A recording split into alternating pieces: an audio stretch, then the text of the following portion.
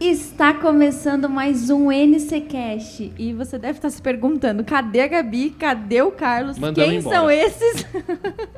A gente deu folga para eles, porque eles Tão estão cansados. falando muito. Estão tadinhos, estão aí, né? Tô falando muito. Muitos convidados, Target 2024, eles Mas já é bastante entrevistaram trabalho mesmo, tô muita brincadeira. gente. Mas tá sendo muito bom, né, Lara? Tá sendo ótimo. Eu não sei se eles estão tão empolgados como a gente que está escutando lá, né? Porque eu escuto, eu fico tipo, nossa, que gostoso ouvir isso, não quero que acabe, não quero que acabe. Aí acaba, mas ainda vem outros convidados, outros assuntos, então tem sido muito bom. Não, e o bate-papo é legal porque a gente está falando com o pessoal que está... O Target é uma conferência, né? Um evento.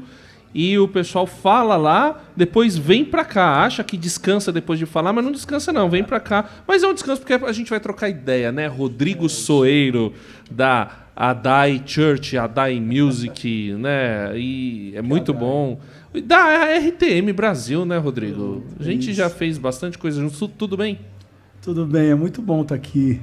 Muito obrigado pelo convite.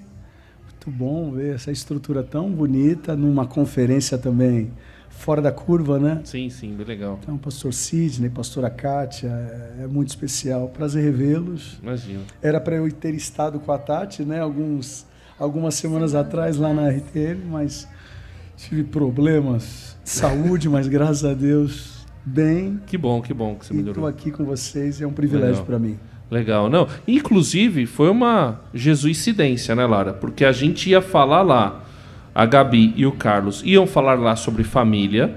Eles conseguiram remarcar, mas não vai ser mais sobre família, por isso, inclusive, eles falaram, faz vocês aqui, porque daqui uma semana a gente vai, um mês a gente vai encontrar eles de novo.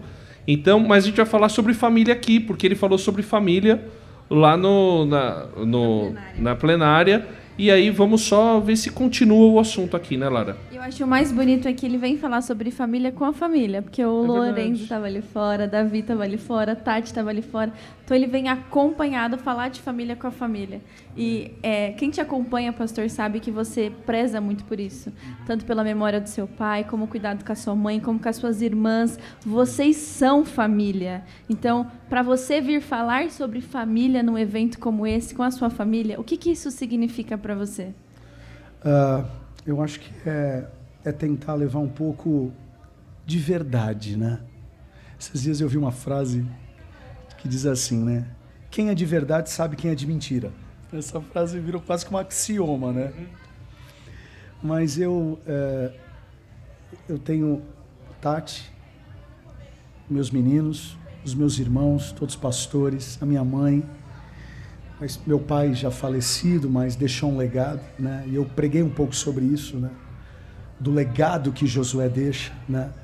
A Bíblia vem dizer que, mesmo jovem, quando Moisés ainda era o líder, quando Deus falava com Moisés dentro da tenda, Josué não saía de perto da tenda, mesmo quando Moisés saía.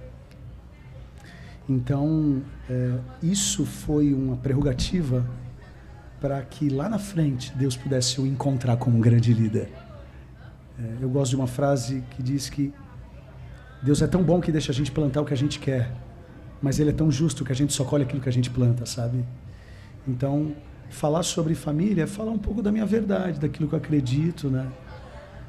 Não é uma família perfeita, como ninguém é, mas a gente procura ser coerente com aquilo que a gente fala, canta, vive, posta e prega, sabe? É um ecossistema, né? A vida é um ecossistema e a gente precisa estar bem alinhado, porque pessoas incoerentes, Jesus compara, são pessoas como uma casa não fundamentada na rocha. Qualquer água que vem desaba, porque o começo do texto vem dizer, o que adianta vocês me dizerem Senhor, Senhor, mas não fazem o que vocês dizem? Para mim isso é incoerência. Pessoas incoerentes são frágeis, né? Então, coerência é uma linha que eu gosto, às vezes consigo ser, às vezes não consigo, mas então, aquilo que eu sou aqui com vocês é aquilo que eu tentei compartilhar e aquilo que eu vou ser agora dentro do carro. Eu brinco em casa que assim, eu não tenho estômago e acho que eu não tenho nem paciência para tentar ter duas caras, sabe? Então, É um tema que eu gosto. Não sou especialista, né, como um Cláudio Duarte, né, que fala muito sobre... Não sou esse cara. Mas quando me convidam para falar, falo daquilo que eu vivo, né, diariamente. Então, eu acho que talvez até te convidam por causa dessa essa exposição que a família Soeiro tem, né, em várias coisas. Mas uma coisa que eu queria te perguntar é o seguinte. Quando a gente tem uma exposição como a que vocês têm, acabam ocorrendo idealizações. Uhum. As pessoas olham de fora e elas idealizam vocês. Uhum. E aconteceu uma situação particular em que houve uma briga da minha família que acabou sendo conhecida por outras pessoas. Eu fiquei até preocupado com isso, né? Como as pessoas nos veriam. Uhum. Mas um dos caras virou e falou: puxa, que bom que não existe família perfeita. A gente vê que até eles, porque ele tinha uma visão da gente Sim. de perfeição, porque depois eu fui descobrir ele tinha um problema. E aí a minha pergunta para você é, eu não sei se você vai querer falar também, mas quais são os defeitos de vocês? Como é que vocês lidam com os defeitos de vocês? E como é que vocês lidam com a idealização que as outras pessoas fazem de vocês? Porque como você falou, você não gosta de ser incoerente. Uhum. Então, e você fala que não consegue ser sempre, então tem as coisas. Como é que é isso aí? Fala um pouco mal de você mesmo. Eu vou responder de trás para frente, então. Pronto, vai. Quem me conhece pregando sabe que eu não tenho muito filtro.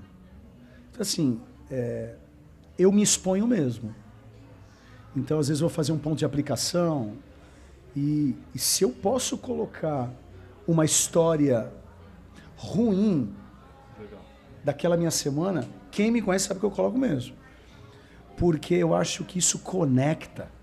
Porque as pessoas elas ficam até impressionadas com aquilo que você sabe. Mas elas se conectam com aquilo que você passa de maneira vulnerável. Então, a vulnerabilidade como pregador, isso conecta ao coração. Tipo, eu também sou assim. E eu ganho audiência também aí. Né? É óbvio que eu não vou inventar nenhuma história. Então, isso quando eu dou treinamentos na área de pregação, eu falo sobre isso. É importante ter uma pequena história sua que mostre a sua vulnerabilidade mediante o texto bíblico, né? Por exemplo, hoje eu estava pregando sobre Josué. Josué, ele bate a mão na mesa e diz assim, mano, eu e minha casa serviremos ao Senhor. E eu sempre me lembro da minha mãe. Ai, mãe, não quero ir para a igreja hoje, estou com dor de cabeça. Vai. Jesus cura, lá. Ah, mãe, mas eu queria sair com os meus amigos. Pode, desde que não seja hora de culto. Ou seja, eu estou me expondo. Eu passei a ideia de que na minha adolescência eu também tinha dia que eu não queria ir para a igreja. Sabe? Então isso conecta. Ou quem aqui sempre quis ir para a igreja todo dia, toda hora, todo domingo, sabe? Eu tenho 39 anos, né? Não sei quantos anos você tem. 84 também. Eu sou de 85. Não, então eu vou fazer sou 40. mais novo. Ganhou. Eu ainda tenho 39. Entendi. Tinha as matinês. Sim. Que era de domingo à tarde para pessoas menores. Sim. Quantas vezes eu falei, mãe, eu quero ir para uma matinê dessa? Que é como se fosse uma baladinha tão ofensiva, achava eu, né? Minha mãe falava assim, você queria ir no Cabral, né? Cabral! Você foi no Cabral? Não fui. Eu também não. Minha mãe não deixou. Exato, filho de pastor. Vontade não faltou, mas a gente queria ir. Porque era bem no horário do ensaio da banda, da orquestra que eu tocava, sabe? Então, quando eu levo isso pro púlpito, isso conecta o coração do adolescente, que aquele dia não queria ir para a igreja. O cara estava até no celular me ouvindo pregar. Quando eu falo isso, ele até... E aí você pega essa nova geração. Então, é uma coisa que eu sempre procuro fazer. Tentar levar para o púlpito alguma história minha que conecte, que mostre a minha vulnerabilidade. Nunca vou levar para o estudo, nunca vou levar para pregação uma coisa que deu certo comigo. Porque aí é besteira. Porque aí você está querendo se comparar com o texto bíblico, mas o efeito inverso, eu acredito que funcione muito bem. Sobre a questão da minha família, assim, a gente é muito difícil. A gente é muito difícil e a gente é muito diferente. Porque, assim, tem gente que não acredita, mas, assim, quando eu tô no ambiente familiar, eu falo pouco. Dos irmãos, eu sou o que menos falo. Olha. Aí eu já tenho a Vivi, que é a minha irmã mais nova, a Evelyn. Sim. Aquela não nasceu. Ela estreou. Então, assim, tudo para ela é um evento. Se ela estiver me assistindo, eu tô lascado. Eu me lembro que uma vez a gente estava viajando e, beleza, ó, tá o horário no saguão do hotel e tal, beleza. Minto, né? Nem saguão do hotel, era uma casa do Airbnb que a gente alugou. Certo. Beleza, vamos pro parque e tal, vamos pro parque. Aí eu cheguei com a roupa que eu achava que eu tinha que ir. Ela olhou assim pra mim e falou assim: você não vai na paleta de cor? Eu falei, Evelyn, você tá doida que eu vou na paleta só porque vocês combinaram? Eu quero ir com uma roupa leve, assim. Então, assim, a Vivi é a figura. A Marcele é o seguinte, o mundo tá caindo, ela tá de boa. Então, assim, são pessoas diferentes, somos diferentes, com as nossas dificuldades, com os nossos acertos. E assim... No frigir dos ovos, dá um bom omelete. Essa família é muito unida. Como diz o profeta, o poeta profético, como chama aquele cantor, que não é o Zeca Pagodinho, é o discípulo. É o Martinho da Vila, não? Não, também não. Ele conhece. Dudu Nobre. Aí, ó, tá entregando esse que frequentava a matinê. Dudu Nobre. Enfim, então... Pastor, e... Você fala, né, do seu pai, de como foi isso para você. E hoje você veio falar sobre avivamento na família. Como é para você? Você comentou que sua mãe que fazia, não, vamos para a igreja sim. Agora você com filhos, o Davi que é adolescente. Uhum. Como é para você manter essa chama acesa hoje? Porque a geração, o mundo mudou, a galera mudou, a cabeça dos adolescentes já está muito mais acelerada. Como é para você hoje viver o papel de pai? Quando eu olho para minha mãe, eu vi a paixão nela. Isso me incendiou, né? Então, acho que a melhor forma de eu incendiar meus filhos é eu permanecer apaixonado. É o Josué na tenda. Moisés não está dentro da tenda. Moisés já estava até jogando PlayStation com o filho na outra tenda dele. Mas o Josué ficava apaixonado com a presença de Deus lá. Então, não adianta, porque aí entra na questão da coerência. Se eu não sou uma pessoa apaixonada, não adianta eu falar para o Davi ser apaixonado. Né? Então, como eu via isso da minha mãe, eu tento reproduzir isso para os meus filhos. Né? Por exemplo, vamos para o shopping. Vamos lá, moleque, vamos para o shopping todo mundo. Eu falo com uma voz. Vamos para a igreja? Eu falo com uma outra voz. Não. Eles vão crescer sabendo que para o shopping é muito mais divertido que para a igreja. Então, são gatilhos, são coisas assim que se você não se atenta, vamos para a igreja, vamos, e fica aquele negócio, não, brother, bora para a igreja, eu e minha casa vamos para a igreja, brother, sabe, vamos para a tenda, entende? Então, eu acho que é aquilo, né, ensine a criança no caminho, não é ensine a criança é no, então é pegar na mão, não é simplesmente vai para a igreja, não, vamos para a igreja, é diferente, né? Então hoje eu vejo o Davi aplicado, né? Ele é voluntário hoje no Kids, ele é um voluntário coadjuntor, né? Que ajuda, ele não é um professor ainda, mas ajuda. Ele toca teclado no time do Impulse, né? Que é o nosso ministério de adolescentes, e é voluntário no som da igreja. Eu nunca pedi para ele fazer nada disso, nunca. Mas eu acho que o fato dele ver paixão em mim, de alguma forma ele quer viver isso, né? O Lolo está com 8 anos ainda é novo, mas daqui a pouco também sabe, né? E a gente estava no Alcaton, que eu estava comentando nos bastidores, e a última volta do Davi na corrida foi muito emocionante para mim, porque eu vi exatamente isso. Ele estava na última volta dele e ele estava desanimando. Quem estava assistindo via que ele estava cansado. E você já tinha passado a linha de chegada. E na última volta do Davi, ele levantou e ele fez a última volta do Davi com ele. Então, eles passaram juntos pela linha de chegada. E quem estava assistindo via isso que você está falando na prática. Você foi com ele no caminho. Você não foi falar para ele o que ele tinha que fazer. Você correu com ele e foi muito bonito porque você correu à velocidade dele. Quando ele queria correr, você correu. Quando ele queria andar, você andou.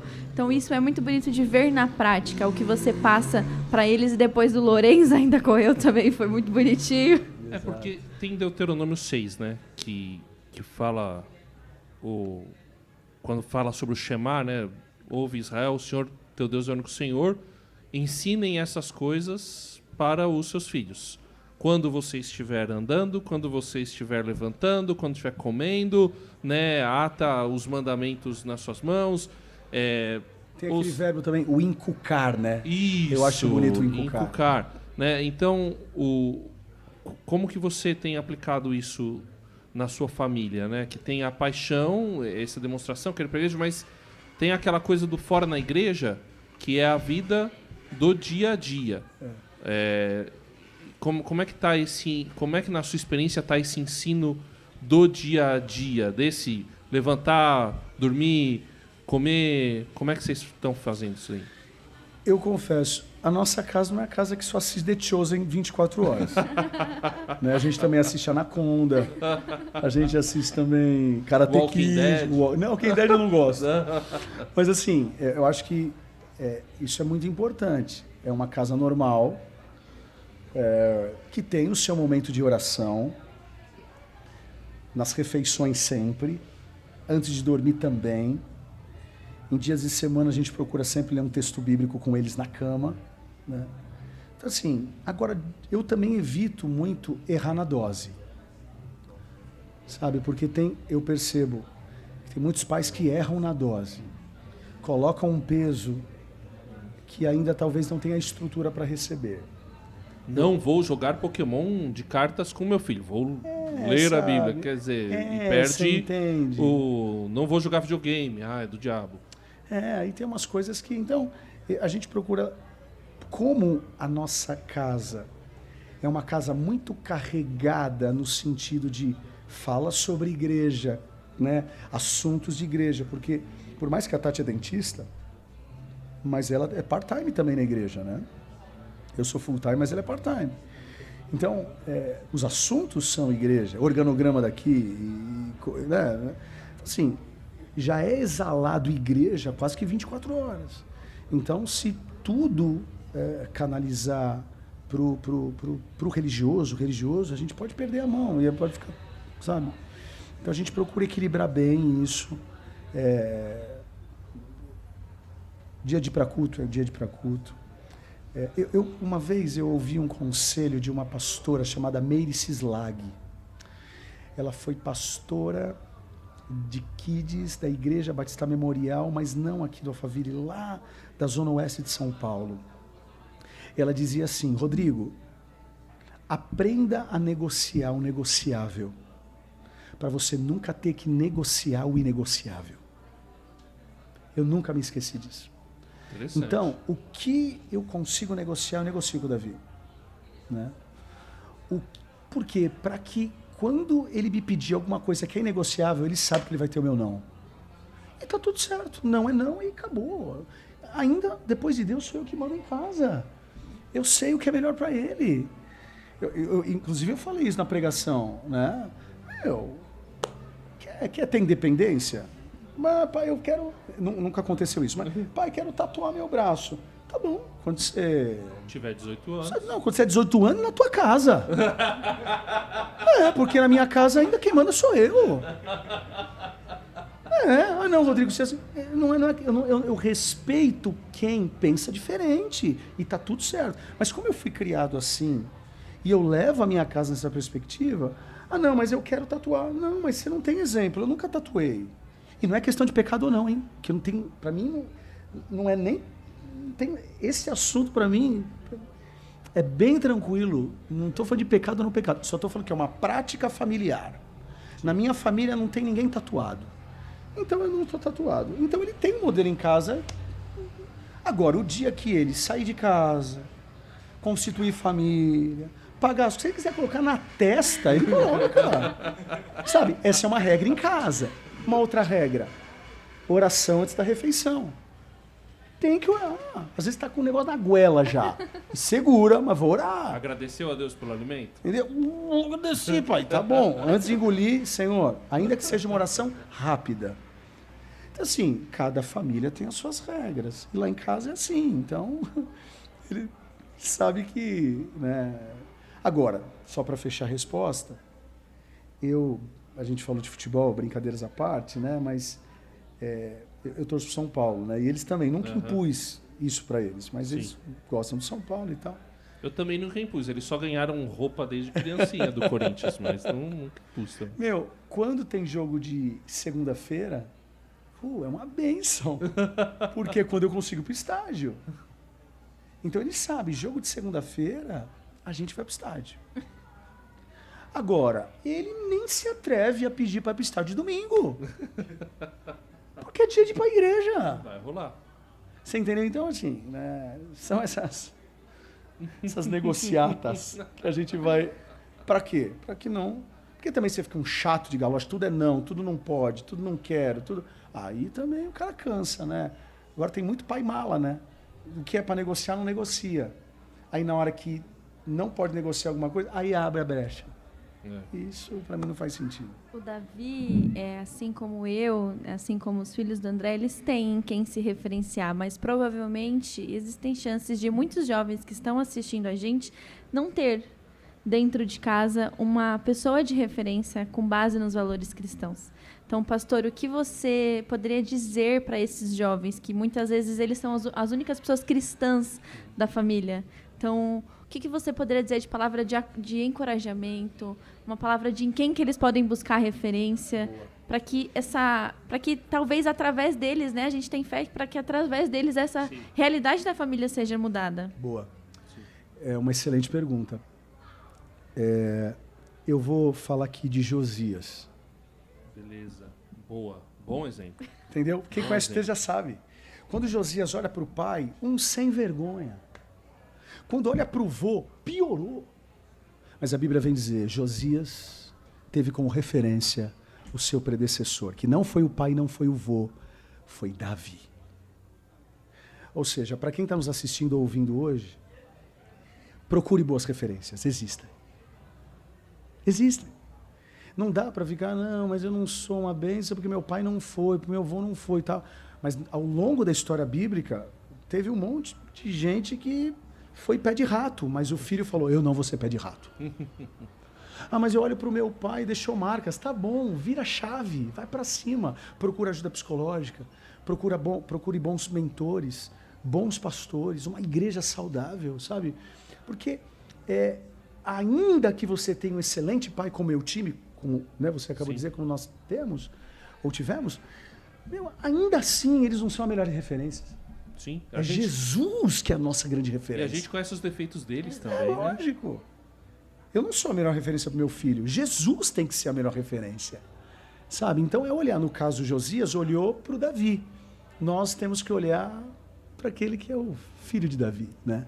O nosso Messias. Né? Então, é possível encontrar boas referências. Agora precisa desejar. Senão vai entrar numa narrativa derrotista, a narrativa que, dentro dessa teologia, eu não acredito, que é a maldição hereditária. Eu fico imaginando Josias com teologia da maldição hereditária. Tá lascado. Ele é um menino com 8 anos de idade, o pai atrapalhado, o vô piorou. Assim, não, é um karma. Ou é uma sina, serei um péssimo rei. Mas olha só como termina a vida do Josias. Versículo, se não me engano, 2 Reis 24, versículo 25. Não houve, antes de Josias, um rei como ele. Já parou para pensar que essa referência diz que ele foi melhor que Davi? Impressionante, né? Ele teve como referência Davi, mas perante o texto bíblico ele foi melhor que Davi. Superou. A reforma religiosa, moral, intelectual, uma das coisas mais lindas. Josias encontrou o livro escondido, que a gente sabe que era o Pentateuco. Ele encontrou, ou seja, o pai tinha escondido, o vô tinha escondido, mas ele com 16 anos, 16, porque ele entra como rei com 8, mas ele tem os seus conselheiros. Quando ele tem 16, cá entre nós não é muito, mas a Bíblia vem dizer que ele encontra o livro, ele começa a reforma, sabe? Então não tem idade, não tem família, não tem lugar. Quando o cara quer acertar, acerta. É impressionante. A gente... Essa questão da referência acho que é uma boa discussão, porque aí também leva a gente a entender que nós também podemos ser boas referências para outras pessoas que não têm as suas referências dentro de casa, né? Dentro desse ambiente da igreja e mesmo em outros ambientes que a gente acaba exercendo liderança ou alguma influência, né, na empresa e tal, a gente pode também ser referência e também, de alguma forma, ser família, né? Porque a família, ok, tem o núcleo familiar, a gente precisa cuidar, mas também tem a família fora que transborda e transcende isso daí, né? Exatamente, exatamente. Eu sempre gosto de dizer que eu tenho um monte de mentor que nem me conhece. Ah, sim. Bill Hybels pra mim. Pô, meu mentor. Nem imagina que eu... Craig Rochelle. O meu melhor mentor, bicho. Meu amigo, irmão. Ele só não me conhece. Sabe? Steven Furtick. Pô, meu mentor. Agora, tem mentores que eu conheço. Tem mentor... Bispo Marcos Garcia. É meu mentor e eu conheço e ele me conhece. Ok. Mas o Marcos é tão abençoado para mim quanto alguém distante que eu nunca vi. Mas os seus livros me abençoam. As suas pregações me abençoam. Né? Porque também tem muito disso. Né? Não, e tem que... O mentor é aquele que tem que tomar café com ele todo dia. Pô, não dá, meu. Não. Eu não tomo café com a minha mãe todo dia. Eu vou ficar tomando café com todo mundo todo dia. Né? Então, enfim, acho que quando a gente quer, a gente faz. Né? Sempre vai ter alguém melhor para a gente se espelhar. Sim. E a gente precisa querer. Ainda bem que junho tá aí. Exato. E vamos receber você e a Tati seguinte, nos estúdios. Mancada, aqui só tem 20 minutos.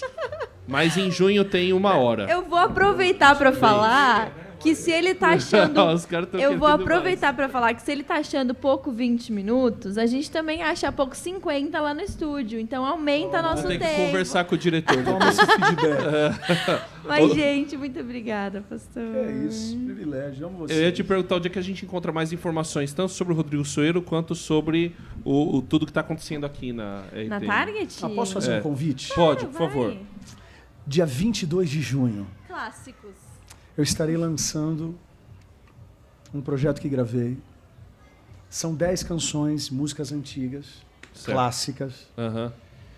no formato de jazz. Oh, Eu vou estar com 40 músicos em cima do palco, que legal. com muito jazz, fazendo Que músicas legal. como Mais Grato a Ti, Que legal. Solta o Cabo da Nau, Que legal. ó. Chuvas de Graça. Agora a harpa veio forte Eu aqui. Fui na gravação. Você foi na gravação, né? Oh! Então, assim, nós vamos lançar o auditório para 1.500 pessoas. Então, assim, o povo tem que ir, que não pode me deixar sozinho lá. Mas vai ser uma noite memorável. Espero que... Onde que o pessoal encontra mais informações? rodrigosoeiro.com.br, Pronto. meu site. Então vai estar na descrição também. Aham. Informações sobre a RTM Brasil também na descrição.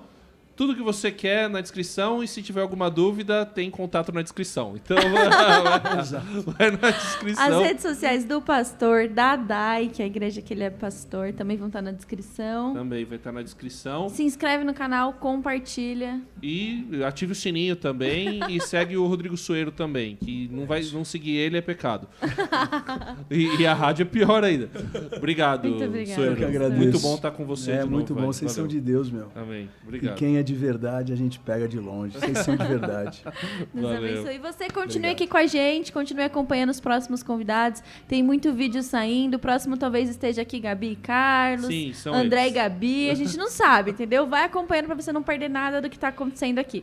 Muito obrigada e até a próxima. Até mais, gente. Tamo junto.